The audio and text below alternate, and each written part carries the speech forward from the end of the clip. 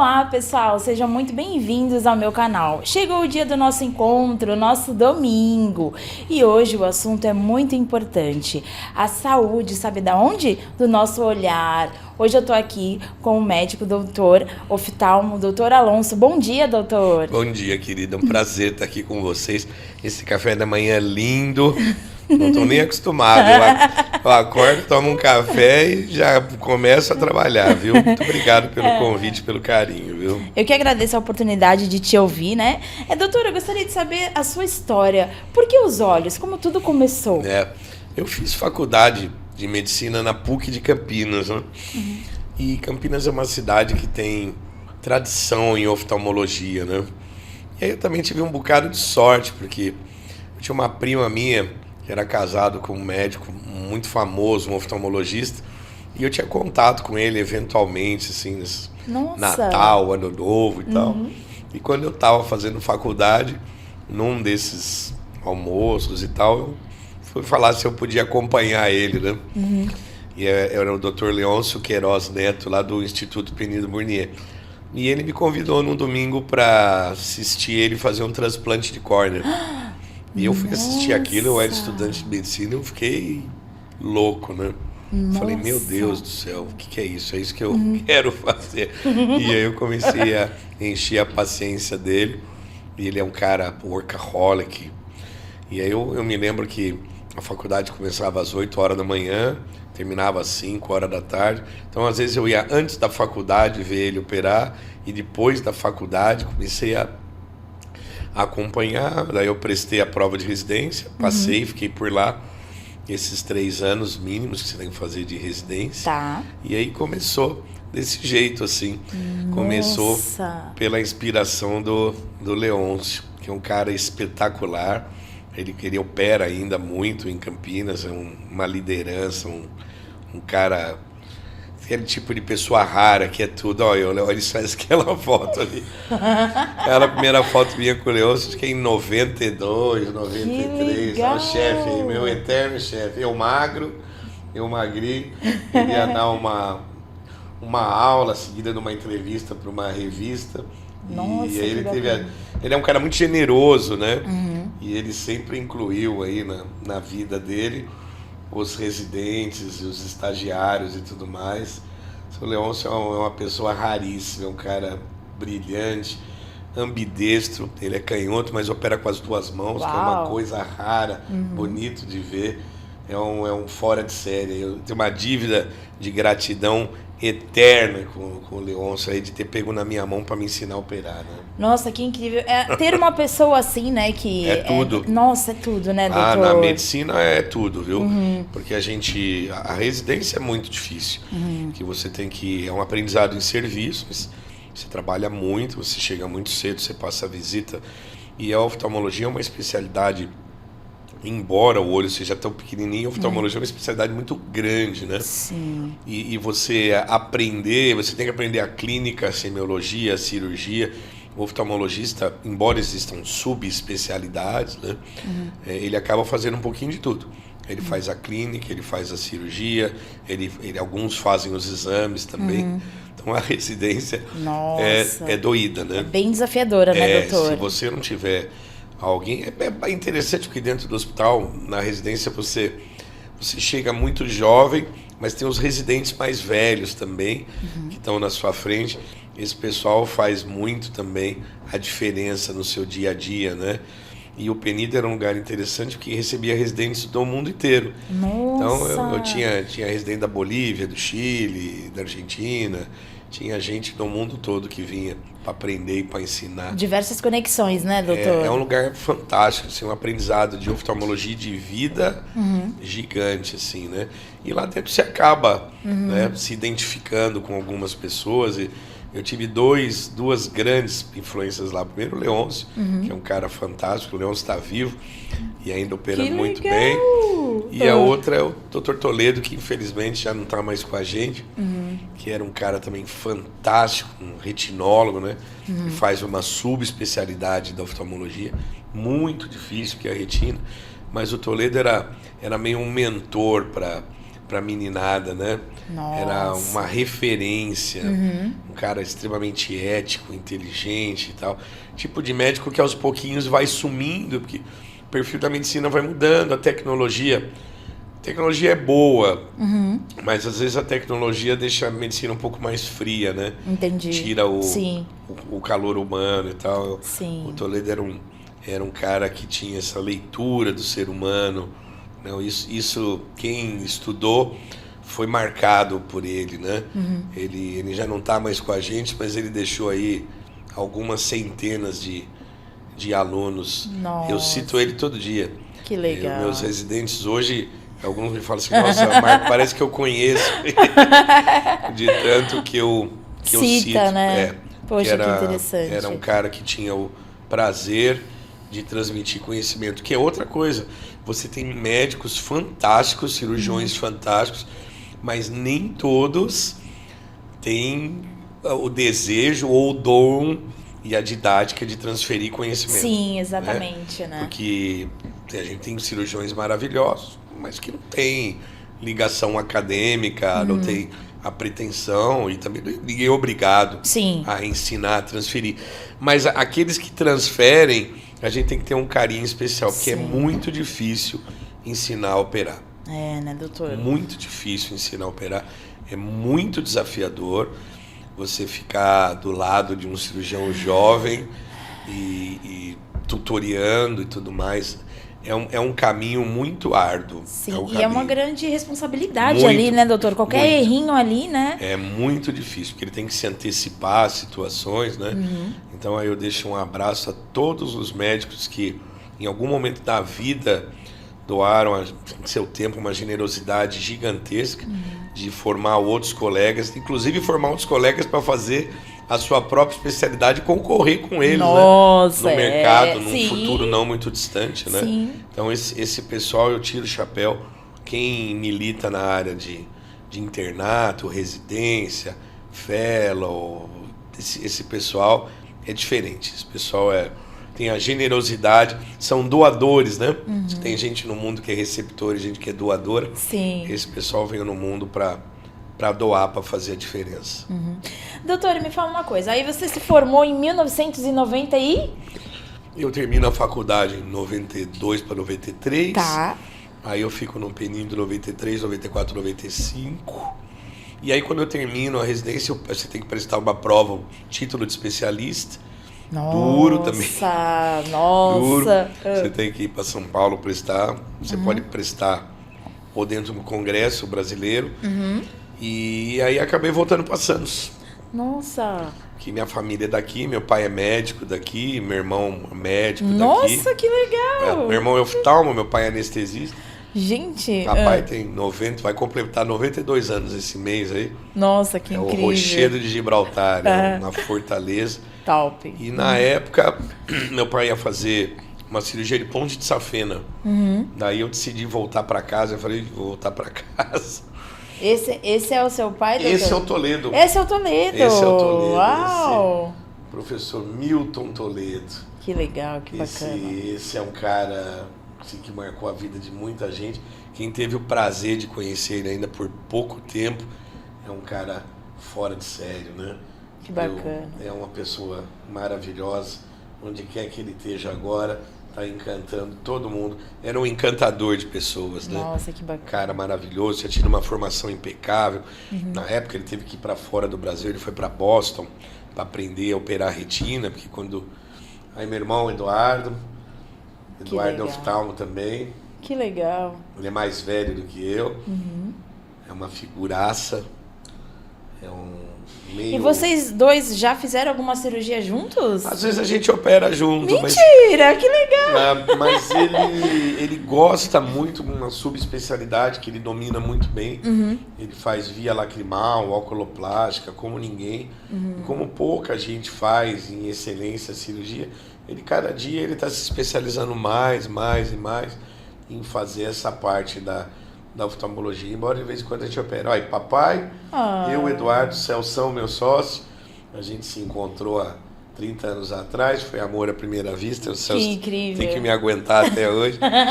Celso é o oposto. Celso, ele é todo certinho, a gente marca a coisa às 7, ele chega às 6h30, eu chego às 7h15, uns 30 anos que eu chego atrasado e ele me tolera. Ele é um cara genial, é um workaholic e aguenta as bagunças que eu faço no consultório. Eu falo pra todo mundo que ele no consultório ele é o pai e a sua mãe.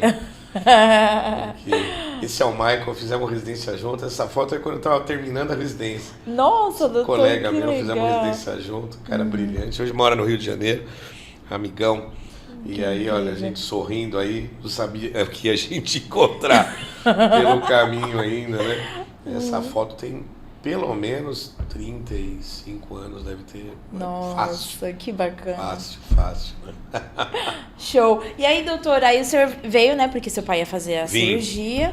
Vim pra cá e aí no começo você acaba começando a sua carreira trabalhando nos serviços já existentes ou operando em hospitais grandes.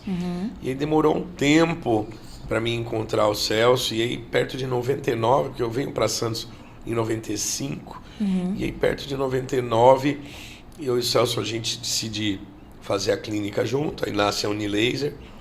Que legal. E aí nessa época, o Celso sempre foi um retinólogo muito bom, ele veio formado pela clínica do Dr. Tadeu Civintal, que ainda é vivo, é um cara fantástico, um cirurgião assim, fora de série de catarata, um mito, uma lenda aí no mundo da oftalmologia.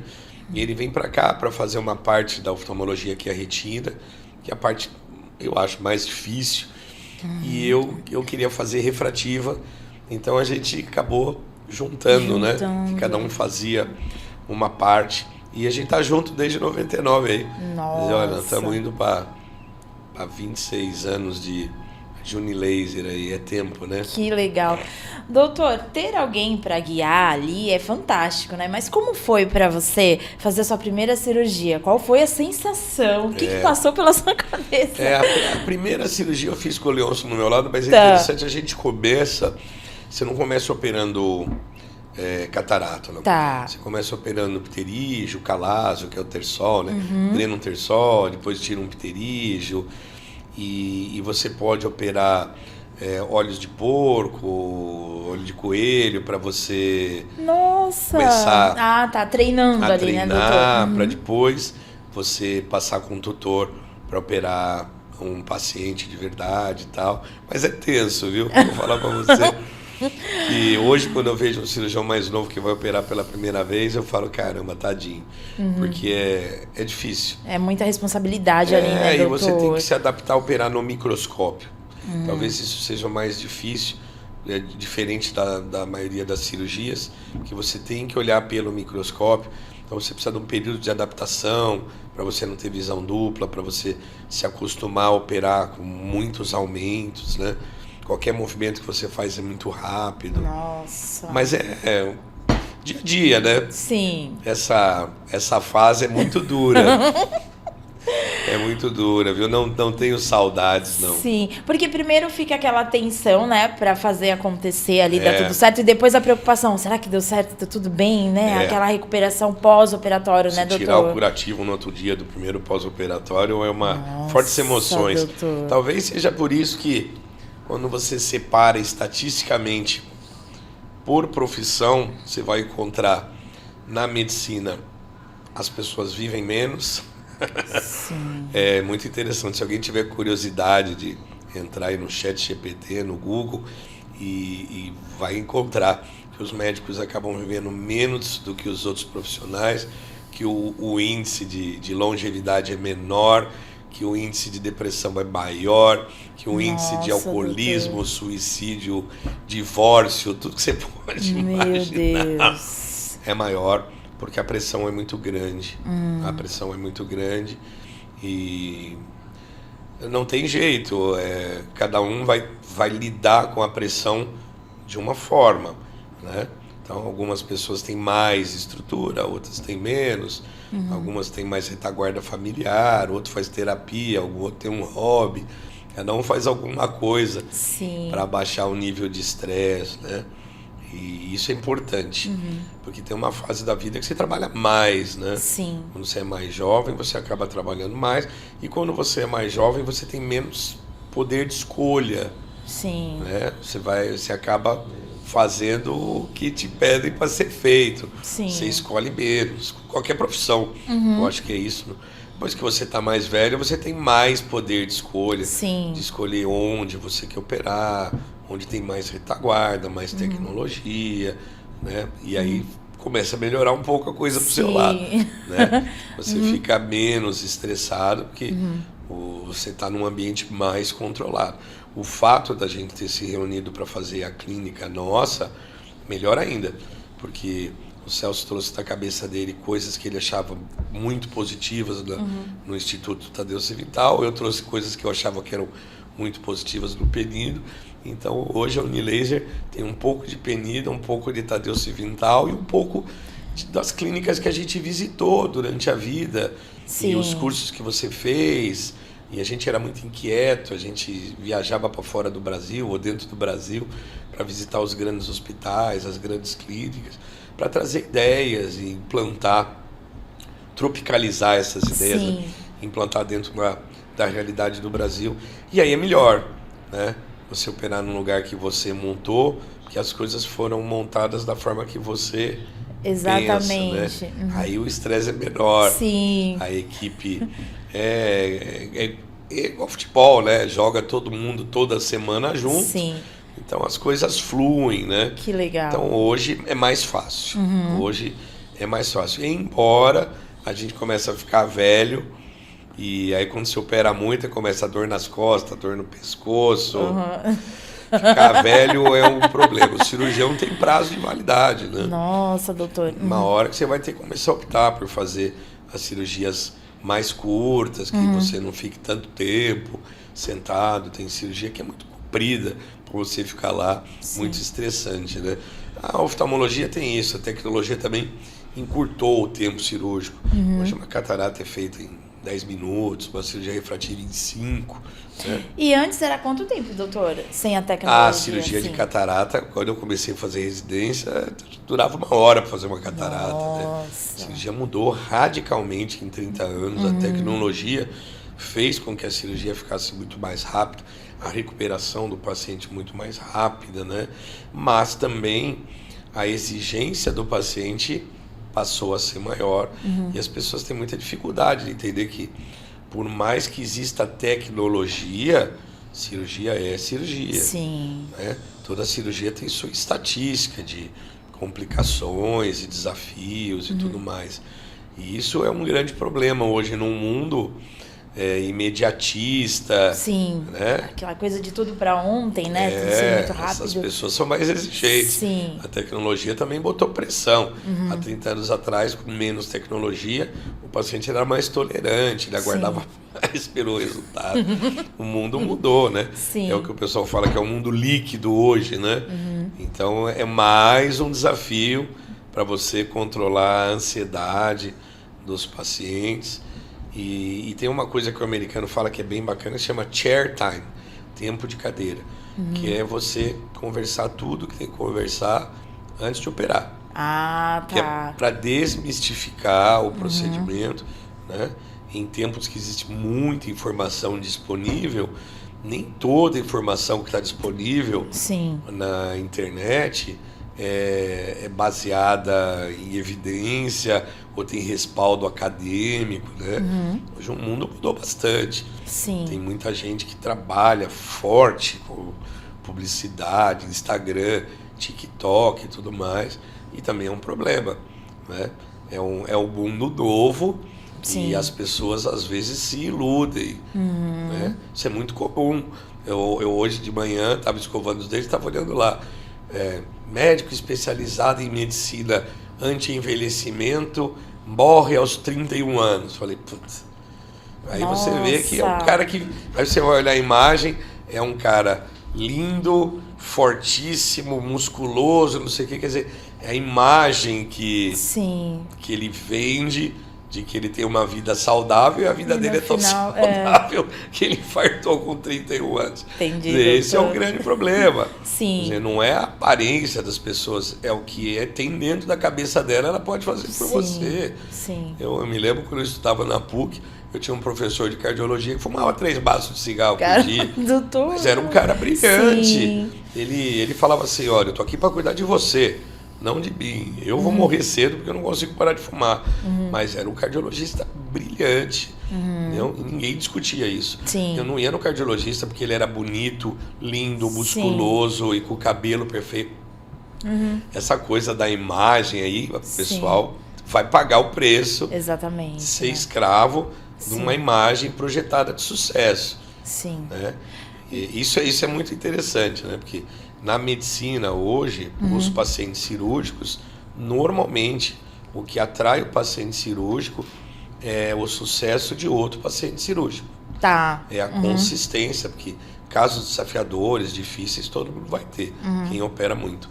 Mas isso é o que atrai, é o cara falar, puxa, minha vizinha operou um sucesso, meu pai operou um sucesso, eu indico, né? Sim. Isso pra gente que é do mundo analógico, né? Vale muito, né, doutor? É o que eu acho que é o que ainda vale, né?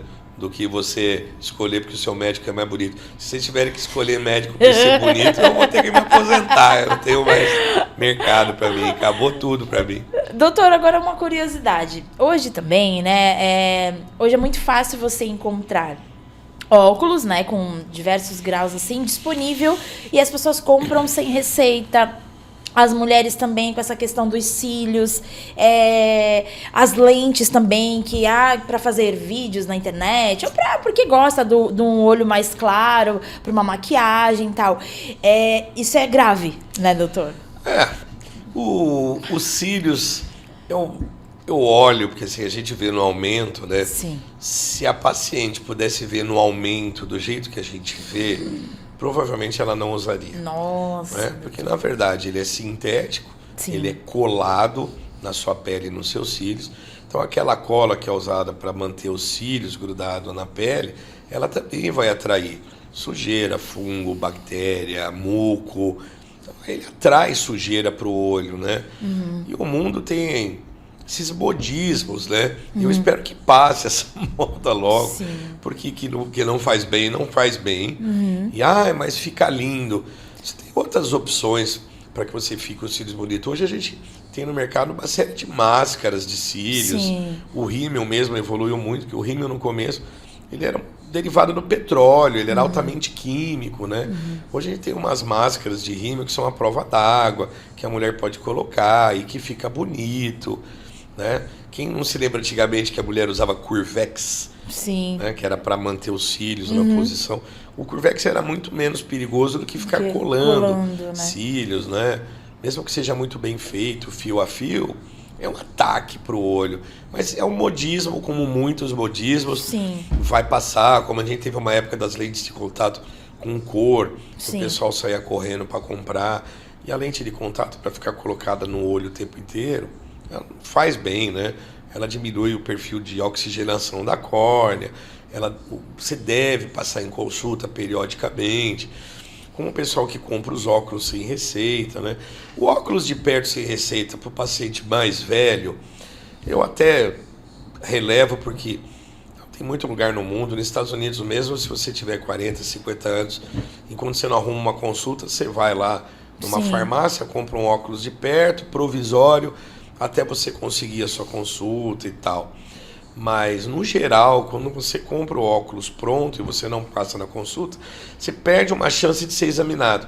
De medir a pressão do seu olho, de ver seu cristalino, de ver seu fundo de olho, que é uma coisa que você tem que fazer com uma certa periodicidade depois que você envelhece. Envelhecer isso é igual carro velho, tem que ir na oficina de vez em quando, tem que trocar óleo mais vezes. Você não faz isso com o seu carro? Sim. Você calibra o pneu, você vê o óleo, você checa isso, aquilo. Por que não você? Né? A gente fica velho e a visão nunca foi tão exigida. Hoje está todo mundo no celular, no tablet, no computador. A visão de perto hoje talvez seja tão mais importante que a de longe. Sim. Né? Quando eu comecei a profissão, a gente fazia óculos para mulher colocar linha na agulha, separar feijão, né? Hoje não, hoje todo mundo, qualquer paciente idoso tem lá seu e-mail, e ele liga o celular para ver os netos e faz uma chamada de vídeo. As pessoas usam muito a visão de perto, né? Então ele perde uma oportunidade de passar em consulta que todo mundo deveria fazer. Uma consulta quando é pré-escolar, uma consulta quando nasce, que é o teste do olhinho, uma consulta antes dos 6 anos de idade que entra na escola, e depois dos 40 anos ele tem com periodicidade de uma vez a cada ano e meio, ele tem que passar. Se ele tiver patologia de base, crônica, glaucoma, diabetes, hipertensão, aí ele tem que passar com um intervalo mais breve entre uma consulta e outra. Então você perde uma chance de diagnosticar alguma coisa precoce. Em oftalmologia, tudo que você diagnostica precoce, o tratamento é bom. Tudo que você demora para descobrir, o tratamento é caro, difícil. Então, o que na medicina em geral, quando você consegue precocemente diagnosticar, tudo fica bom, né? Mais fácil. Doutor, outra pergunta também, que não tem muito a ver com a região dos olhos, porém atinge os olhos. A mulherada, né, com as químicas no cabelo, muitas das vezes nos salões, né, o que acontece? O ambiente muito fechado, a química que é utilizada, aquilo, a pessoa fica com muita ardência nos olhos, né? Existe alguma indicação de que lógico que a Anvisa determina o que pode, o que não pode e tal, mas vindo de um médico, assim, o que fazer? Evitar? Qual tipo de produto que é aconselhável utilizar? Você sabe que mesmo com a Anvisa determinando o que pode, o que não pode vender, ainda se vende muita coisa no paralelo que não deveria ser vendido, né? Você vira e mexe, você vê cremes para pentear, fixadores, ou coisa para descolorir o cabelo. Se você for olhar na bula, são químicos agressivos. Tem formaldeído, tem coisa que é extremamente ácida, extremamente básico. Então eu acho que assim, quando você faz num bom salão, a chance das coisas correrem bem, melhor. Quando você tenta fazer em casa, a chance de escorrer e tal é maior, né? Então você tem que, como tudo na vida hoje, infelizmente, né? A gente vai ficando velho nesse mundo de hoje e a gente passa a desconfiar de tudo, né? Eu fico velho, eu coloco gasolina sempre no mesmo posto, porque eu sei que aquele posto é... de confiança, confiável, né? É ético. Você vai sempre no mesmo supermercado. Porque você sabe que aquele lugar é de confiança. Então, tem algumas coisas que chamam a atenção. Normalmente é custo. Quando você encontra algum produto que está muito abaixo do custo que você esperava encontrar, desconfie. A avó já dizia, quando a esmola é grande, o santo desconfia, né? Porque a gente sabe quanto custam as coisas. A dona de casa sabe, a mulher que vai no cabeleireiro, quando ela encontra um produto que está muito abaixo do preço, desconfie, olhe a bula. E hoje tem uma vantagem que a gente não tinha, né? Olha a bula, pega o nome do produto, joga no Google para ver, E aí você vai descobrir se aquilo. Na dúvida, leva na sua cabeleireira para fazer, né? Porque na cabeleireira tem um controle. Você está sentado, a cabeça para trás, ela consegue isolar seus cílios, sua sobrancelha. Você tentando fazer sozinho em casa, a chance de escorrer é muito maior, né? E depois que acontece, dependendo do produto, extremamente doloroso. Se queimar a córnea, se queimar a conjuntiva. Você vê um pessoal que passou apertado aí, ficou um tempo sem enxergar. A maioria são pacientes mais jovens, né? Você vai ver, as mulheres mais velhas, mais experientes, não embarcam. Ela está acostumada a ir num cabeleireiro, ela sabe quanto custa fazer cada coisa. Eu no consultório, de vez em quando, as pacientes me ligam, eu vou na sala de espera, chamo minha secretária e falo, escuta, o que é isso? Isso. Pega uma touca, faz um furinho, puxa o cabelo, passa água oxigenada, passa isso, passa aquilo. O que passa? Passa formol, passa isso, passa aquilo. Aí eu ligo e falo, não pode, não deve fazer. Interessante. Mas não vai sumir também, né? Sim. Porque a busca do ser humano pela beleza bota ele nessas frias, né? Sim. São as lentes coloridas. E quando tinha Halloween, que o pessoal colocava aquelas lentes horrorosas no olho, então, né? ficava com o olho vermelho ou branco, né, doutor? Teve uma época que tinha uns malucos que tatuavam o olho para ficar com uma aparência, né, assustadora e tal, que Assim, eu tô acostumado a ver o ser humano se sacrificar para ficar mais bonito. Sim. Mas hoje em dia o pessoal sacrifica para ficar mais feio. Mas é moda, né? Sim. Vai vir, vai passar. Entendi. É só você não se arriscar demais. Coisas que você faz quando é jovem, depois que é mais velho, você não faz mais, né? Sim. Doutor, e também o senhor falou algo da tecnologia, né? As crianças também hoje ficam muito no tablet, né? No celular. E isso vem prejudicando, né? Vem. E antecipando essa questão de problemas de visão na parte da infância, né, doutor? Isso já é evidente, tem trabalho científico que explica direitinho. A gente tem um professor muito querido aqui em São Paulo, o professor Milton Ruiz, que ele milita muito no assunto e mostra que as crianças, quanto mais contato elas têm com tecnologia, elas começam a ser alfabetizadas no tablet, no computador, e às vezes o pai, a mãe está cansado, a criança está muito ativa, a gente dá o celular na mão deles, eles ficam cada vez mais tempo usando a visão de perto, que existe uma tendência, ao não usar a visão no infinito, de miopizar toda uma geração de crianças. Nossa, então essas crianças hoje elas ficam em escolas confinadas, né? Escola de 50 anos atrás tinha muito espaço para você olhar no infinito, correr. Hoje a maioria das escolas são prédios, então o cara mora num prédio, entra no elevador, fica dentro de um carro, ele usa só a visão de perto. Sim. Isso vai fazer com que as crianças miopizem. Se você vai para a China, eu fui visitar a China, você vai nas escolas, a carteira da criança, ela tem um limitador. A criança não consegue chegar perto do tablet. Ela tem que manter uma distância suficiente, que é uma forma que o chinês imagina de impedir essa miopização coletiva em massa. As fábricas de lentes para óculos mais sofisticadas já colocaram no mercado alguns produtos que podem ser usados em crianças míopes para diminuir o ritmo que essa criança está miopizando. Então logo vocês vão começar a ver na mídia ou anúncios, propagandas de lentes que você pode, de óculos, mas a criança tem que ficar pelo menos 10, 12 horas por dia com óculos. Isso aí vai diminuir um pouco o ímpeto de miopização. É alta tecnologia, é altamente inteligente, interessante, mas é caro. Infelizmente, né? Como tudo que é novidade. Sim. Doutor, agora fazendo uma viagem novamente no tempo, o que você diria para você que se encontrasse com você mesmo? Qual a mensagem, qual a conversa que você teria com você mesmo lá de 30 anos atrás? Qual o conselho que você daria para você mesmo? Olha, você sabe que eu não tinha ideia. Eu acho que a maioria do médico jovem que se forma não tem ideia de como vai ser a vida dele, sabe? Não tem. E a medicina, claro, todas as profissões, hoje todo mundo trabalha muito, é um mundo muito competitivo, as pessoas estão trabalhando mais, menos pessoas trabalhando mais, todo mundo está trabalhando por 2 dentro da sua função, mas a medicina é muito transformadora, sabe? E eu acho que eu teria cuidado um pouquinho mais de mim. Tá. Hoje eu convivo com meus colegas, todos têm uma faixa de idade parecida com a minha, né? A gente está chegando aí nos 60 anos e estamos chegando nos 60 anos, todo mundo bem mais ou menos, viu?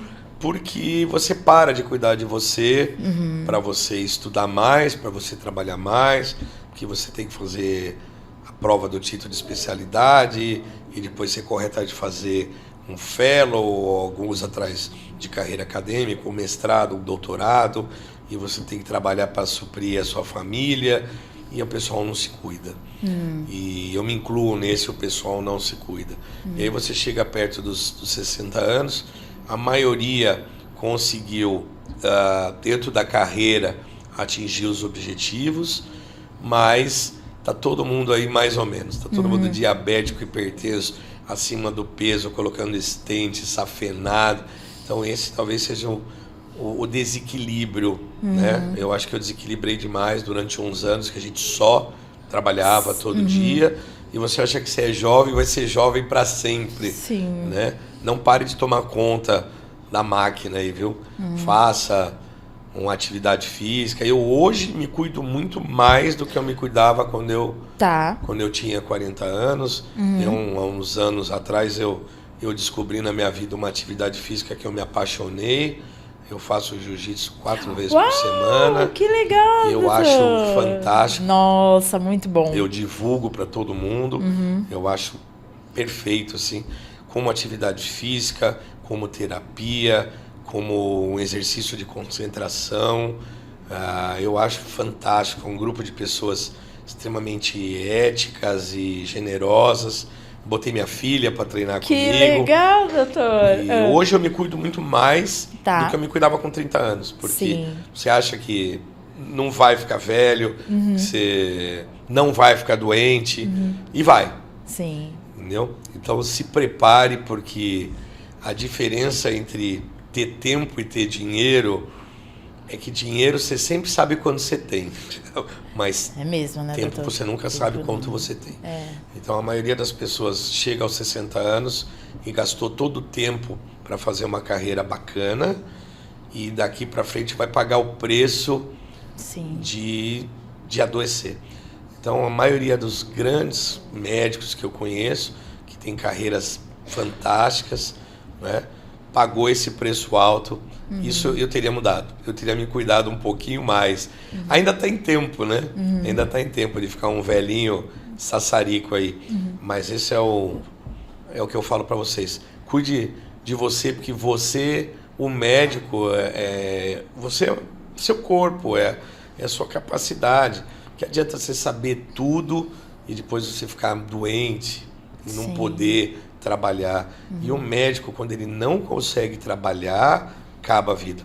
Médico é médico até o... Meu pai tem 92 anos e às vezes eu chego lá, cadê ele? Tá no vizinho que passou mal, ele foi ver. Olha, ele tá doutor. no restaurante, ele dá consulta. O cara passa mal, ele atende. E o médico não aposenta. Ele diminui, mas não aposenta. Então se cuidem para chegar nessa idade um pouquinho melhor. Né? Isso eu acho que é o que eu deixei para trás. Do resto, eu acho que eu não mudaria muita coisa, não. Porque eu gosto do que eu faço, eu venho trabalhar feliz. Com a diferença que depois que você fica mais velho, o corpo pede intervalos de descanso maiores, né? Então isso é um problema, porque os pacientes gostam de operar de sexta, de sábado, para que eles não percam o trabalho. Ah, tá. Então eu acho que você tem que servir o seu paciente, o médico Sim. veio para servir. Só que aí quando você opera de sexta, de sábado, eu faço pós-operatório domingo, e isso aí compromete. Entendi. Isso aí doutor. compromete. Eu acho que depois de uma certa fase, você tem que guardar um pouco de tempo para tua família, para quem tem família e tal, para quem tem filhos, né? Eu tenho uma filha só, graças a Deus, maravilhosa, está fazendo faculdade de medicina e tudo mais. Nossa, que incrível. Nunca me deu um trabalho, mas a maioria dos meus colegas que trabalham assim, e é muito comum médico casar com médica, então os dois trabalham para chuchu. E eu tenho um monte de colegas que tem problema com os filhos, porque não viram os filhos crescer. Enquanto a meninada crescia, o cara estava lá, dando plantão na UTI, operando, e fazendo um curso, um congresso, uma tese e tudo mais. E o tempo passa rápido e depois dá trabalho. Sim. Desentortar a criançada dá mais É trabalho. verdade, né, doutor? Né? Então, cuide da sua família, cuide da sua saúde. Né? O que você conseguir de equilíbrio, melhor, porque a sensação que eu tinha com 40 anos é que eu era aquele chinês chacoalhando os pratinhos com as varetinhas para não cair, porque você opera. Sim. E aí a professora fala, hoje é dia dos pais, aí você saia correndo do centro cirúrgico para ir ver a cerimônia do dia dos pais, aí voltava correndo do centro cirúrgico. Nossa. Né? Então esse é o maior desafio, é a gestão do seu Tempo, né, tempo, doutor? e não é ter muito tempo, é ter tempo de qualidade. É o tempo que você fica com seus filhos, desligar seu celular, põe no mute, para que eles saber que meu pai trabalha muito. Tanto é que minha filha fez medicina, né? Eu tenho alguns amigos médicos que os filhos não fizeram medicina, e eles falam assim, caramba, eu queria tanto que meu filho fizesse medicina, por que não fez? Um dos motivos que o seu filho não fez é porque vê você chegando morto todo dia em casa, daí ele fala assim, caramba, não sei se eu quero essa vida que meu pai teve. Eu quero uma vida um pouco mais tranquila. Então, por exemplo, meu pai é médico, papai trabalhou muito, talvez papai trabalhou mais do que eu, mas eu nunca vi papai chegar em casa infeliz. Ele sempre chegava contando uma história do hospital, que tinha salvo alguém, uma cirurgia, alguma coisa, e por mais que ele tivesse exausto, com um sorriso no rosto, porque ele sempre quis ser médico. E ele estava muito feliz de fazer aquilo que ele fazia. Então, isso pra gente foi inspiração. Nós éramos 3, 2 são médicos e 1 era dentista. Então, a mensagem foi positiva. Mas hoje a meninada vê o pessoal chegando muito cansado e olha e fala, eu acho que eu não quero isso, não, eu quero alguma coisa mais tranquila, né? Isso é interessante, porque a gente não percebe, não é o que você fala para os seus filhos, é o que eles observam da sua vida, né? E eles estão sempre te observando, né? Nossa, doutor, eu amei o nosso café. Muito obrigado por compartilhar a sua história. Um prazer, um luxo esse café aqui, viu?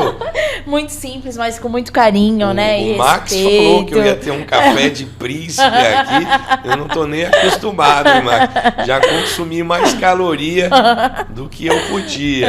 Obrigado, gente. É um prazer, viu? É um prazer mesmo. Muito obrigada. Pode convidar que eu venho. Ai, poxa, muito obrigado. Fico muito feliz, né? Obrigado por compartilhar a sua história, todas as orientações, né? E dica para as pessoas se cuidarem, né? Ter um pouco mais de cuidado com as suas visões, né? Foi perfeito. Que as pessoas vivam melhor.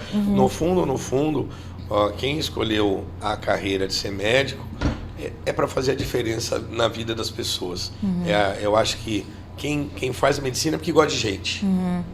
E se você tá nessa vibe aí, de vez em quando vem algum aluno perguntar para mim que quer me acompanhar, que está pensando em fazer medicina e tudo, eu falo, vem comigo. Aí às vezes termina o dia e ele fala assim, pô, não sei se eu vou aguentar isso aí não, hein? Aguenta sim, a gente vem feliz, fica o dia inteiro. Que legal. Médico é um bando de louco bem interessante. Prazer, muito obrigado, viu, gente? Muito obrigada, doutor. Gente, eu amei o nosso domingo, foi incrível, cheio de orientações e dicas, que vocês cuidem mais do seu olhar, tudo de bom para todos, acreditem nos seus sonhos, uma excelente semana e até a próxima. Tchau, tchau. Poxa,